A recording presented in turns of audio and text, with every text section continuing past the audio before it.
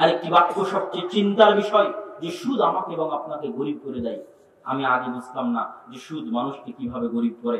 আজকে আপনাদেরকে অবশ্যই বুঝাবো কিভাবে গরিব করে। তার আগে দুই একটা হাদিস দেখে নেন। রাসূল সাল্লাল্লাহু আলাইহি ওয়াসাল্লাম বলেছেন, ইজতানিবুস সাবআল মুবিকাত, সাতটি ভয়ঙ্কর পাপ থেকে তোমরা বেঁচে থাকো। পৃথিবীতে সাতটি মহাপাপ, মহা অপরাধ রয়েছে, বেঁচে থাকো। মা হুন্না, সাহাবীরা জিজ্ঞেস করলেন, হে আল্লাহর রাসূল, ওই সাতটি মহাপাপ কি? রাসূল সাল্লাল্লাহু আলাইহি ওয়াসাল্লাম বলেন, আশ-শিরকু বিল্লাহ, আল্লাহর সাথে শিরক করা। সাতটি মহাপাপের মধ্যে একটি মহাপাপ। দুই, আস-সিহর, জাদু করা। সাতটি মহাপাপের মধ্যে একটি মহাপাপ। ওয়াকাতলুন নাফসিল্লাতী হারামাল্লাহ ইল্লা বিল হক, কোন নিরপরাধ মানুষকে অন্যায়ভাবে হত্যা করা। সাতটি মহাপাপের মধ্যে একটি পাপ। ওয়া আকলুর রিবা, সুদ ভক্ষণ করা। সাতটি মহাপাপের মধ্যে একটি পাপ। মালুল ইয়াতীম, ইয়েতিমের সম্পদ ভক্ষণ করা। সাতটি মহাপাপের মধ্যে একটি পাপ। যুদ্ধের মাঠ থেকে পলায়ন করা। সাতটি মহাপাপের মধ্যে একটি পাপ। ওয়াকাতফুল মুহসানাতিল মুমিনাতিল গাফিলাত, গ্রামের ভোলা ভালা পরহেজগার সতী সাধবী নারীকে অপবাদ দেওয়া, গালিগালাজ করা, ইফটিজিং করা, খারাপ বাক্য ব্যবহার করা তাদের সামনে সাতটি মহাপাপের একটি মহাপাপ। তার মধ্যে আল্লাহ সুবহানাহু ওয়া তাআলা সুদকে উল্লেখ করেছেন। আব্দুল্লাহ বিন মাসউদ রাদিয়াল্লাহু তাআলা আনহু থেকে বর্ণিত, তিনি বলেন, রাসূল সাল্লাল্লাহু আলাইহি ওয়াসাল্লাম বলেছেন, লাআনাল্লাহ, আল্লাহ সুবহানাহু ওয়া তাআলার অভিশাপ, আকিলার রিবা, যারা সুদ খায়, মুকিলাহু, যারা সুদ প্রদান করে, শাহিদাইহি, যারা সুদের সাক্ষী থাকে, ওয়া কাতিবাহু, যারা সুদ লেখে, যে সুদ খায়, যে সুদ দেয়, যে সুদ লেখে, যে সুদের সাক্ষী থাকে, এদের সকলের উপর অভিশাপ। সুদ কত বড় মহাপাপ হলে সুদ লেখার জন্য অভিশাপ। সুদ কত বড় মহাপাপ হলে সুদের সাক্ষী থাকলেও অভিশাপ। সুদ কত বড় মহাপাপ হলে সুদ দিলেও অভিশাপ। সুদ কত বড় মহাপাপ হলে সুদ গ্রহণ করলেও অভিশাপ। সম্মানিত উপস্থিতি, রাসূল সাল্লাল্লাহু আলাইহি ওয়াসাল্লাম বলেছেন, সুদের অনেকগুলো স্তর আছে। তার মধ্যে হালকা নিম্ন স্তর হচ্ছে কোন ব্যক্তি তার মায়ের সাথে জিনা করবে, এই রকম ভয়াবহ অপরাধ হচ্ছে সুদ। এরকম ভয়ঙ্কর ভয়ানক অপরাধ হচ্ছে সুদ। রাসূল সাল্লাল্লাহু আলাইহি ওয়াসাল্লাম একদিন তার স্বপ্নের বর্ণনা দিচ্ছেন। জিবরাইল এবং মিকাইল আলাইহিস সালাতু ওয়াস সালাম তাকে নিয়ে গেছেন স্বপ্নের মধ্যে, বিভিন্ন কিছু পরিদর্শন করছেন। লম্বা হাদিস, ওই লম্বা হাদিসের বিস্তারিত অনুবাদ করছি না। হাদিসের একটা অংশের মধ্যে রক্তের নদী। কিসের নদী? রক্তের নদী। নাহারুদ দাম, রক্তের নদী। রক্তের নদীর মধ্যে একজন ব্যক্তি, পাশ থেকে, নদীর ধার থেকে পাথর নিক্ষেপ করা হচ্ছে। যখন সে ধার দিয়ে উঠার চেষ্টা করতেছে, পাথর নিক্ষেপ করা হচ্ছে। পাথর নিক্ষেপের কারণে এই ব্যক্তি রক্তের নদীর ভিতরে চলে যাচ্ছে। আবার যখন সাঁতরে উপরে উঠার চেষ্টা করতেছে, আবার তার উপর পাথর নিক্ষেপ করা হচ্ছে, তখন সে আবার ভিতরে চলে যাচ্ছে। একটা জিনিস মনে রাখবেন, আল্লাহ সুবহানাহু ওয়া তাআলা কিয়ামতের মাঠে মানুষকে আল জাযাউ মিন জিনসিল আমাল, যেমন কাজ তেমন প্রতিদান, এটা আল্লাহর একটা মূলনীতি। কাজ যেমন প্রতিদান তেমন। প্রত্যেকটা কাজের সাথে প্রতিদানের সম্পৃক্ততা আছে। যেমন এই হাদিসের মধ্যে যে মিথ্যা কথা বলবে আর মুখ ফাড়া হচ্ছে। মুখ কেন ফাড়া হচ্ছে? মিথ্যা কথা মুখ দিয়ে বলেছে। কাজ যেখান থেকে হয়েছে ওখানে শাস্তি। এই হাদিসের মধ্যে আছে, যারা জেনাকারী, ব্যভিচারী, তারা জাহান্নামের আগুনে উলঙ্গ অবস্থায় দাউ দাউ করে জ্বলবে এবং তাদের লজ্জাস্থান থেকে দুর্গন্ধ বের হবে। তাহলে জেনাটা সংঘটিত হয়েছে লজ্জাস্থান থেকে, লজ্জাস্থান দিয়ে দুর্গন্ধ বের হচ্ছে। জেনা সংঘটনের সময়টা হচ্ছে উলঙ্গপনা, অবৈধভাবে উলঙ্গপনা। উলঙ্গ অবস্থায় জাহান্নামের আগুনে জ্বলছে। তাহলে কাজ যেমন, শাস্তি তেমন। আলেম মানুষ জ্ঞান অনুযায়ী আমল করেনি, পাথর দিয়ে তার মাথা থেতলিয়ে দেওয়া হচ্ছে, মাথা আবার ঠিক হয়ে যাচ্ছে, আবার থেতলিয়ে দেওয়া হচ্ছে। কেন? জ্ঞান তার মাথায় ছিল। আল জাযাউ মিন জিনসিল আমাল। আল্লাহ কিয়ামতের মাঠে যত শাস্তি দিবেন এবং যত নেকির প্রতিদান দিবেন সবই রকম, সবই রকম। ধন সম্পদ সাপ হয়ে তাকে দংশন করবে, আনা মালুক আনা কানজুক। আবার উটের জাকাত দেয়নি, গরুর জাকাত দেয়নি, এরা ওকে পিষে চলে যাবে, ওই উট আর গরু পিষে চলে যাবে। আল জাযাউ মিন জিনসিল আমাল। 1 ইঞ্চি জমি, 1 বিঘত জমি জোর করে দখল করেছিল, 7 জমি আর ধারে চাপিয়ে দেওয়া হবে। ওই যে জমিই চাপিয়ে দেওয়া হবে, এই জমি জোর করে দখল করেছিল। পৃথিবীতে গাদ্দারি করেছে, ওর পিছনে একটা পতাকা লাগিয়ে দেওয়া হবে, গাদ্দারের পতাকা, অপমান করার জন্য। আল জাযাউ মিন জিনসিল আমাল। যেমন পাপ তেমন শাস্তি। তাহলে সুদের পাপ কেমন ভয়ঙ্করতা আছে, কেমন ভয়াবহতা আছে যখন রক্তের নদীতে রাখা হয়। কেন রক্তের নদীতে? এটা আপনাদের কাছে প্রশ্ন ছুড়ে দিয়ে গেলাম যে আল জাযাউ মিন জিনসিল আমাল, পাপ যেমন শাস্তি তেমন। সুদের পাপের কারণে রক্তের নদীতে কেন? রক্তের নদী থেকে সাঁতরে বাঁচার চেষ্টা করতেছে, বাঁচতে দেওয়া হচ্ছে না, আবার পাথর দিয়ে মেরে ভিতরে পাঠিয়ে দেওয়া হচ্ছে কেন? সুদের পাপটা কি পাপ যে তার এই রকমের শাস্তি? এটা আপনাদের জন্য চিন্তার প্রশ্ন ছুড়ে দিয়ে গেলাম, আপনারা অবশ্যই চিন্তা করবেন। তবে এটা মনে রাখবেন না জাযাউ মিন জিনসিল আমাল, পাপ যেমন শাস্তি তেমন। আল্লাহ এমনি তাকে রক্তের নদীতে রাখেননি। অবশ্যই সুদের পাপটা এমন পাপ যে রক্তের নদীতে রাখার যোগ্য। আল্লাহ তাকে এমনি পাথর দিয়ে মেরে ও যেন উপরে উঠে বাঁচতে না পারে, পানিতেই যেন হাবুডুবু খেতে থাকে। ওঠে সুদের পাপটা এমন পাপ যে ওই ধরনের শাস্তি দিলে ও সুদের পাপের শাস্তিটা ফিল করতে পারবে, অনুভব করতে পারবে যে সুদের পাপটা ছিল এরকম ভয়াবহ এবং ভয়ানক। সম্মানিত উপস্থিতি, আল্লাহ সুবহানাহু ওয়া তাআলা মিথ্যা বলেন না। মানুষ মিথ্যা বলতে পারে, আল্লাহ মিথ্যা বলেন না। আল্লাহ কি বলেছেন? ইয়ামহাকুল্লাহু রিবা, সুদ মানুষকে গরীব করবে, ফকির করবে। কিন্তু আমরা তো দেখি সুদ খেলে মানুষ ধনী হয়। সুদের টাকা নিয়ে বাড়ি করলে তো সুন্দরই দেখা যায়, লোন নিয়ে ব্যবসা করলে তো মানুষ ঠিকই ধনী হচ্ছে, সুদ নিয়ে ব্যবসা করলেও ধনী হচ্ছে, সুদ দিলেও ধনী হচ্ছে, সুদ খেলেও ধনী হচ্ছে। কিন্তু আল্লাহ তো বলছে ইয়ামহাকুল্লাহু রিবা, সুদ মানুষকে গরীব করে। তাহলে কেমনে সুদ মানুষকে গরীব করতে পারে? কিভাবে সুদ মানুষকে গরীব করতে পারে? আল্লাহ কি মিথ্যা বলতে পারেন? কথা বলতে পারে, আল্লাহ মিথ্যা বলতে পারেন? তাহলে আল্লাহ যেহেতু বলেছেন সুদ খেলে মানুষ গরীব হবে, মনে প্রাণে বিশ্বাস করতাম, কিন্তু বুঝার শক্তি ছিল না। এখন হালকা হলেও বুঝি, তবে পরিপূর্ণ এখনো বুঝতে পেরেছি কিনা জানি না। তবে যতটুকু বুঝেছি এতটুকু আপনাদের বোঝানোর চেষ্টা করব, এতে আপনাদের যতটুকু অনুভূতি হয়, যতটুকু বুঝতে পারেন, আলিল্লাহিল হামদ, আল্লাহর শুকরিয়া, আর বাকিটা আমার ব্যর্থতা। সম্মানিত উপস্থিতি, এই মাঠে যতজন উপস্থিত আছে তাদের মধ্যে যত মানুষ গরীব, আল্লাহর কসম করে বলছি, ওয়াল্লাহি আল্লাহর কসম করে বলছি, এই গোটা খিদিরকান্দি নোয়াগাঁওয়ের মানুষের মধ্যে যত মানুষ গরীব আছে, এই গোটা নরসিংদীর মধ্যে যত মানুষ গরীব ফকির মিসকিন আছে, এই গোটা বাংলাদেশের মধ্যে যত মানুষ গরীব ফকির মিসকিন আছে, এই গোটা পৃথিবীর মধ্যে যত মানুষ গরীব ফকির মিসকিন আছে, এদের প্রত্যেকের গরীব থাকার পিছনে, ফকির থাকার পিছনে, মিসকিন থাকার পিছনে আল্লাহর কসম করে বলছি, ওয়াল্লাহি আল্লাহর কসম করে বলছি, সত্যি সত্যি আমার এবং আপনার গরীব থাকার পিছনে সুদী অর্থনীতি দায়ী। আমার সমাজে সুদ চলছে, এই জন্য আমি আপনি গরীব আছি। এই সুদ কালো সাদা, মুসলিম অমুসলিম, হিন্দু বৌদ্ধ খ্রিস্টান দেখে আমি বলিনি।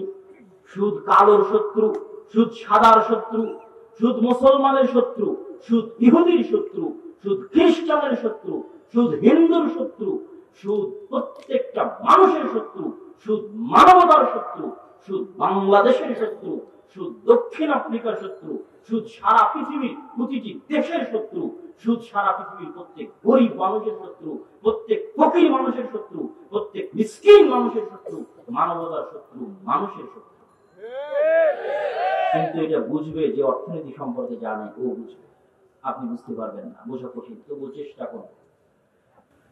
আল্লাহ সুবহানাহু ওয়া তাআলা পৃথিবীতে লেনদেনের জন্য মানুষের বিভিন্ন ব্যবস্থা ছিল, সেই ব্যবস্থাগুলোকে পরিবর্তন করে মানুষ টাকা প্রণয়ন করেছে। আগে জিনিসের বিনিময়ে জিনিস ক্রয় হতো আল্লাহ রাসূলের যুগে। আমার কাছে খেজুর আছে, আমি তোমাকে খেজুর দিলাম, তুমি আমাকে গম দিবা। আমাদের গ্রামে আদি যুগে এটা হয়েছে। এই ব্যবসার উপর সুদের বক্তব্য আল্লাহ রাসূলের আছে। রাসূল সাল্লাল্লাহু আলাইহি ওয়াসাল্লাম বলেছেন আয-যাহাবু বিয-যাহাবি। রাসূল সাল্লাল্লাহু আলাইহি ওয়াসাল্লাম কি বলেছেন? আয-যাহাবু বিয-যাহাবি ওয়াল ফিদ্দাতু বিল-ফিদ্দাতি। তিনি এভাবে গণনা করেছেন, স্বর্ণের বিপরীতে স্বর্ণ, তারপরে রৌপ্যের বিপরীতে রৌপ্য, খেজুরের বিপরীতে খেজুর, গমের বিপরীতে গম, জবের বিপরীতে জব, সাওয়াআন বিসাওয়াইন, ইয়াদান বিয়াদিন। হাতে হাতে হতে হবে, নগদে নগদে হতে হবে। যদি হাতে হাতে না হয়, নগদে নগদে না হয়, তাহলে তার মধ্যে সুদ আছে। টাকার সাথে ডলার ভাঙাচ্ছি, হাতে হাতে টাকার সাথে টাকা পরিবর্তন করছি, হাতে হাতে হতে হবে, নগদে নগদে হতে হবে, না হলে এর মধ্যে সুদ আছে।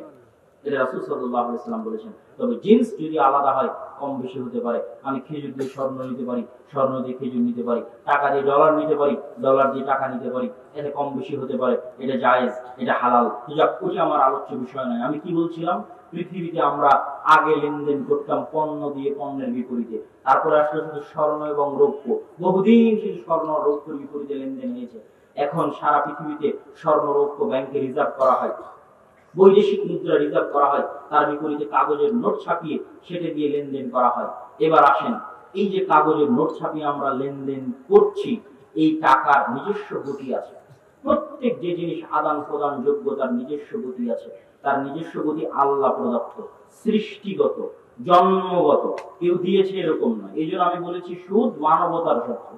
কেননা টাকার গতি নিজস্ব জন্মগত, প্রত্যেকটা পণ্য দ্রব্যের গতি নিজস্ব জন্মগত। কি সেই গতি? আমার পকেটে এই মোবাইলটা আছে, এই মোবাইলটা আমার পকেট থেকে ওনার পকেটে যেতে পারে না যদি না এর বিপরীতে কোনো কিছু লেনদেন না। এমনি আমার পকেট থেকে তার পকেটে যাবে, এটা হতে পারে না। এটাই জিনিসের গতি নয়, কেন এটা পণ্য দ্রব্য। আমার পকেটে 500 টাকার নোট আছে, এই 500 টাকার নিজস্ব গতি আছে। এই 500 টাকা বা 1000 টাকা বা 100 টাকার নিজস্ব গতি আছে। এই 100 টাকা আমার পকেট থেকে ওনার পকেটে যেতে পারে না যতক্ষণ না এই 100 টাকার বিপরীতে একটা মোবাইল লেনদেন না হয়েছে, যতক্ষণ না 100 টাকার বিপরীতে একটা পানির বোতল লেনদেন না হয়েছে, যতক্ষণ না 100 টাকার বিপরীতে কেউ কাজ না করেছে। উনি কাজ করেছে, আমার পকেটে 100 টাকা ছিল, কাজের বিনিময়ে ওনাকে 100 টাকা দিয়ে দিলাম। এটা হচ্ছে টাকার গতি, জন্মগত, সৃষ্টিগত, সারা পৃথিবীতে সকল মানুষের জন্য, ধর্ম বর্ণ নির্বিশেষে। সুদ কি করলো? সুদ টাকাকে বলছে আমি তোর গতিকে মানি না। এইটাই হচ্ছে সুদ, আমাকে এবং আপনাকে গরিব এবং ফকির করে দেওয়া শুরু করলো। সুদ টাকার গতিকে অস্বীকার করা। আমি জোরপূর্বক টাকাকে ম্যানিপুলেট করব, জোরপূর্বক কৃত্রিম ভাবে টাকাকে একজনের পকেট থেকে ধাক্কা দিয়ে আরেকজনের পকেটে পাঠাবো, কোন প্রকার ক্রয় বিক্রয় ছাড়া, কোন প্রকার কাজ ছাড়া। সুদী পুঁজিবাদী অর্থনীতির বর্তমান পৃথিবীতে সবচেয়ে বড় উদাহরণ হচ্ছে ব্যাংকিং সিস্টেম। আপনি বলবেন ইসলামিক ব্যাংক, সেটা আর একদিন অন্যদিন আলোচনা করা যাবে। কিন্তু ব্যাংকিং সিস্টেমের মূল ভিত্তি সুদী অর্থনীতির উপর। ব্যাংকিং সিস্টেমের মূল ভিত্তি পুঁজিবাদী অর্থনীতির উপর। কি সেই ব্যাংকিং সিস্টেম? ব্যাংকিং সিস্টেমের মূল থিওরি হচ্ছে আপনারা এখানে যতজন বসে আছেন সবাই তাদের টাকা ব্যাংকে গিয়ে জমা দিবেন, এটাকে তারা বলেছে আমানত, জমা দিবেন। আপনার এই টাকা, গোটা নরসিংদীর মানুষের টাকা 500 কোটি হয়েছে ইসলামী ব্যাংকে বা যে কোনো ব্যাংকে। এই 500 কোটি টাকার 5 জন ব্যবসায়ী 100 কোটি করে লোন নিয়ে চলে গেছে। ওই 100 কোটি ব্যবসায়ী প্রতি মাসে 100 টাকার বিপরীতে 20 টাকা করে সুদ দিবে ব্যাংকে। 100 টাকার বিপরীতে 20 টাকা। ব্যাংক আবার ওই 20 টাকার থেকে প্রতি 100 টাকার বিপরীতে 10 টাকা লাভ দিবে, প্রফিট দিবে, মুনাফা দিবে, সুদ দিবে আপনাকে। মাঝখানে থাকলো 10 টাকা। এই 10 টাকা দিয়ে ব্যাংকের কর্মচারী কর্মকর্তার বেতন হবে, চায়ের বিল হবে, অফিসের ভাড়া হবে। এই 10 টাকা ব্যাংকের লাভ। 20 টাকা নিল ব্যবসায়ীর কাছে, প্রতি 100 টাকায় 20 টাকা, আর প্রতি 100 টাকায় 10 টাকা দিল আপনাকে। এই যে কম বেশি, যে লোন নিয়েছে তার কাছ থেকে সুদের হার বেশি, যে জমা দিয়েছে তাকে প্রদত্ত সুদের হার কম, মাঝখানের লাভ ব্যাংকের লাভ। এটা হলো সুদী, এটা হলো ব্যাংকিং সিস্টেমের মূল থিওরি, যেটা সুদী এবং পুঁজিবাদী অর্থনীতির সবচেয়ে বড় উদাহরণ। কিভাবে? যতগুলো লোক লোন নিয়ে গেল, ওরা প্রতি 100 টাকায় 20 টাকা যে দিচ্ছে, কিসের বিপরীতে? 100 টাকার বিপরীতে যে 20 টাকা দিচ্ছে, 20 টাকার বিপরীতে একটা পানির বোতলও বিক্রি হয়নি, এই 20 টাকার বিপরীতে একটা কলমও বিক্রি হয়নি, এই 20 টাকার বিপরীতে একটা চকলেটও বিক্রি হয়নি, এই 20 টাকার বিপরীতে একটা চুইংগামও বিক্রি হয়নি। ওই 20 টাকার বিপরীতে 1 ঘন্টার কোনো কাজ নাই, আধা ঘন্টার কোনো কাজ নাই, কোনো কাজ সংগঠিত হয়নি। টাকাকে জোরপূর্বক লাথি দিয়ে বলা হচ্ছে তুই যা, যাবি না কেন? কোনো কাজ নাই, কোনো ক্রয় বিক্রয় নাই, লেনদেন নাই। পৃথিবীর জন্মগত সিস্টেমের বিরুদ্ধে সুদ এমন শক্ত হুমকি নিয়ে আসতো, জোরপূর্বক 20 টাকাকে ওই ব্যাংকের পকেটে ঢুকালো। এবার ওই ব্যাংক 20 টাকা থেকে 10 টাকা নিয়ে যে আপনাকে দিল, কিসের বিপরীতে? একটা কলম বিক্রি করেছেন ব্যাংকের কাছে, যে ব্যাংক আপনাকে 10 টাকা দিচ্ছে। আধা ঘন্টা কাজ করেছেন, যে ব্যাংক আপনাকে 10 টাকা দিচ্ছে। একটা চকলেট চুইংগাম বিক্রি করেছেন, বাদাম বিক্রি করেছেন, যে ব্যাংক আপনাকে 10 টাকা দিচ্ছে।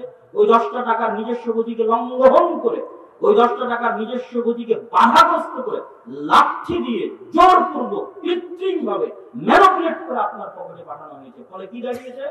আজ যদি এই মুহূর্তে ঘোষণা দেওয়া হয় যে টাকার গতিকে তার গতিতে চলতে দাও, টাকার গতিকে কেউ বাধাগ্রস্ত করতে পারবে না। টাকার গতি কি? কাজ না হলে টাকা নড়বে না, জিনিস ক্রয় বিক্রয় না হলে টাকা নড়বে না, এটা টাকার গতি। টাকাকে তার গতিতে চলতে দাও। তাহলে আজকে বাংলাদেশে যে 100 কোটি টাকার সমান পরিশ্রম করবে 100 কোটি টাকারই মালিক হবে, যে 500 টাকার সমান পরিশ্রম করবে 500 টাকারই মালিক হবে। কিন্তু টাকা যখন জোরপূর্বক ম্যানিপুলেট করা হচ্ছে, তখন গোটা দেশের 100 ভাগের 80 ভাগ সম্পত্তির মালিক 5 জন, 10 জন, 100 জন, আর বাকি 20 ভাগ সম্পত্তির মালিক আমি, আপনি, ফকির মিসকিন। এই অবস্থা শুধু দেশের ভিতরে আমার এবং আপনার নয়, এই অবস্থা দেশের বাইরের বিশ্বের সাথে। কেননা পৃথিবী বিশ্ব যারা চালায় তারা পুঁজিবাদী অর্থনীতি, তারা সুদী অর্থনীতি চালাবে। কেন? পুঁজিবাদী সুদী অর্থনীতিতে নিজের ইচ্ছা মতো ধনী হওয়া যায়। আরেকজনকে নিজের ইচ্ছা মতো ফকির বানিয়ে রাখা যায়, আরেকজনকে নিজের ইচ্ছা মতো দমিয়ে রাখা যায়। এই জন্য যারা আজকের বিশ্বের মোড়ল, তারা জোরপূর্বক বাধ্য করে সারা পৃথিবীতে সুদী অর্থনীতি চালু রেখেছে। কোনদিন বাংলাদেশ নিজের ইচ্ছা মতো মাথা উঁচু করে ধনী হয়ে দাঁড়াতে পারবে না। এই সিস্টেমই পৃথিবীতে তারা চালু করে রেখেছে। এরকম আরো 10টা 15টা 20টা শত দেশ তাদের এই সুদী পুঁজিবাদী অর্থনীতির কারণে নিজের মতো মাথা উঁচু করে দাঁড়াতে পারবে না। তাহলে দেশ সুদী অর্থনীতির কারণে আর 10টা দেশের কাছে গোলাম, আর দেশের মধ্যে আমি আপনি ফকির। এই সুদী অর্থনীতির কারণে যে যত মানুষ গরিব আছে সারা পৃথিবীতে, হিন্দু বৌদ্ধ ইহুদি খ্রিস্টান, কালো রঙের মানুষ সাদা রঙের মানুষ, সকল ধর্ম বর্ণ গোত্রের মানুষ যে যত গরিব আছে ফকির আছে, সকলের গরিব হওয়ার পিছনে ফকির হওয়ার পিছনে সুদ একাই দায়ী। সুদ তাদের সকলের শত্রু। এই জন্য আল্লাহ বলেছেন ইয়ামহাকুল্লাহুর রিবা ওয়া ইউরবিস সাদাকাত, সুদ ফকির করবেই করবে, সুদ গরিব বানাবেই বানাবে। আর আজকে সুদী অর্থনীতির কারণে, বিশ্ব মোড়লদের সহযোগিতার কারণে আপনি নিজের অজান্তে ফকির হয়ে যাবেন, নিজের অজান্তে বুঝতেই পারবেন না ফকির হয়ে গেছে। ব্যাংকে 50,000 টাকা রেখে এসেছেন, আজ সকালে 50,000 টাকা দিয়ে আপনি একটা মোবাইল কিনতে পারেন, আইফোন, কিন্তু পরের দিন সকালে গিয়ে দেখছেন 50,000 টাকা দিয়ে একটা সিঙ্গা পাওয়া যাচ্ছে। বুঝাতে পারিনি মনে হয়? আমার কথা কি বুঝতে পেরেছেন? আজ 50,000 টাকা দিয়ে একটা আইফোন কিনতে পারছিলাম, কাল 50,000 টাকা দিয়ে একটা সিঙ্গা কিনতে পারছি। 50,000 টাকা তো আমার কাছে আছেই, কিন্তু আমি নিজের অজান্তে ফকির হয়ে গেছি, বুঝতেই পারিনি। কখন এই 50,000 টাকা দিয়ে একটা আইফোন কিনে যাচ্ছিল, আর কখন 50,000 টাকা দিয়ে একটা সিঙ্গা কিনে যাচ্ছিল। টাকা তো আমার কাছে ঠিকই আছে, কিন্তু আগে ছিল আইফোনের সমান দাম, এখন হলো সিঙ্গার সমান দাম। মাঝখানের টাকা যে কই চলে গেল কেউ জানে না, সারা পৃথিবী কেউ জানে না, শুধু আমি আপনি না, সারা পৃথিবী কেউ জানে। আপনার ব্যাংকে টাকা আছে নাই? আছে টাকা, কিন্তু নাই। গতকাল আপনি যে টাকা দিয়ে 30 টাকা দিয়ে সরিষার তেল কিনতে পারতেন, আজকে 40 টাকা দিয়ে কিনছেন। আপনি বলছেন দাম বাড়ছে, ভুল কথা, দাম বাড়েনি। কখন কখন আপনার টাকার মান কমে গেছে, আর আপনি গরিব হয়ে গেছেন, বুঝতে পারেন। 20,000 টাকার বেতনে আগে ঠিকই চলতো, এখন চলতে পারছেন না কেন? কখন কখন আপনার টাকা ঠিকই আছে আপনার টাকার জায়গায়, জিনিসপাতিরও দাম বাড়েনি। কখন কখন আপনার টাকার মান কমে গেছে, আপনি বুঝতে পারেন। এই খেলা সারা পৃথিবীতে চলছে, শুধু বাংলাদেশে না। নিজের অজান্তে মানুষ ফকির হয়ে যাচ্ছে। কিভাবে ফকির হবে আপনি বুঝতে পারবেন। বিশ্ব মোড়ল যেভাবে চাইবে ওভাবে আপনি ফকির হয়ে যাবেন। কেন বললাম? যখন আমেরিকাতে তারা তাদের ইচ্ছা মতো ডলার ছাপাবে, তখন ডলারের প্রভাব সারা পৃথিবীতে পড়বে। সারা পৃথিবীতে যখন ডলারের প্রভাব পড়বে, আপনি নিজের অজান্তে 50,000 টাকা আপনার পকেটে ছিল, আছে ঠিকই 50,000 টাকা। কালকে 50,000 টাকার দাম 50,000 মতো ছিল, আজকে 50,000 টাকার দাম 30,000 সমান। মাঝখানে 20,000 টাকা যে কোথায় হাওয়া হয়ে গেল কেউ জানে না। এই সিস্টেম সারা পৃথিবীতে চলছে। সম্মানিত উপস্থিতি, অতএব সুদী অর্থনীতির ফসল। আমি আপনি গরিব ফকির এবং মিসকিন হয়ে যাচ্ছি সুদী অর্থনীতির কারণে, বাধ্য হচ্ছে মানুষ। প্রতিটা দেশ এই কাজগুলো করতে বাধ্য হচ্ছে এবং এইভাবে সিস্টেম তৈরি করা আছে। আমি এবার আমার বক্তব্যের অন্য অংশে চলি। তাহলে ইসলামী অর্থনীতিতে সুদের জায়গা নেই। ইসলামী অর্থনীতির মূল ভিত্তিগুলোর মধ্যে হচ্ছে ইসলামী অর্থনীতিতে লয়ালিটি আছে এবং ক্রয় বিক্রয় লেনদেন ছাড়া, পরিশ্রম ছাড়া টাকা এক জায়গা থেকে আর এক জায়গায় নড়তে পারবে না। টাকার বিপরীতে টাকা চলতে হলে কাজ লাগবে, পরিশ্রম লাগবে। এবং আরেকটা জিনিস আপনাকে মাথায় রাখতে হবে যে ইসলামে ওই জিনিসের উপরে আপনার কাছ থেকে ট্যাক্স নেওয়া হবে, ওই জিনিসের উপরে আপনার কাছ থেকে অতিরিক্ত টাকা নেওয়া হবে যেটা দিয়ে আপনি উৎপাদন বাড়াবেন। যেটাতে উৎপাদন বাড়বে না ওটার উপর কোনো ট্যাক্স ইসলাম নিবে না। আপনার বাড়ি যদি আপনি নিজে থাকেন, ওই বাড়ির উপর কোনো ট্যাক্স লাগবে না। যে জমি আপনি নিজে আবাদ করতেছেন, ওই জমির উপর কোনো ট্যাক্স লাগবে না। কি লাগবে? জমিটা আবাদ করেছেন, আবাদ করা ফসলের উপর ওষুধ লাগবে। টাকা ব্যবসায় খাটিয়েছেন, ওই টাকা বেড়েছে, তার উপর যাকাত লাগবে। এগুলো ইসলাম অর্থনীতির মূল নীতি, যেটা পুঁজিবাদী অর্থনীতির সাথে সাংঘর্ষিক। পুঁজিবাদী অর্থনীতি যে বাড়িতে আপনি আছেন ওই বাড়িরও ট্যাক্স দিতে হবে, ওই বাড়ি থেকে ইনকাম করে না করে। যে জমি আপনি ভক্ষণ করেন ওই জমির বিপরীতেও ট্যাক্স দিতে হবে। ওই জমি থেকে আপনি কি উৎপাদন করলেন সেটা ধর্তব্যের বিষয় না। কিন্তু ইসলাম এভাবে নয়। আপনার উৎপাদনের উপর, আপনার ইনকামের উপর থেকে আপনার কাছ থেকে ট্যাক্স সংগ্রহ করা হবে।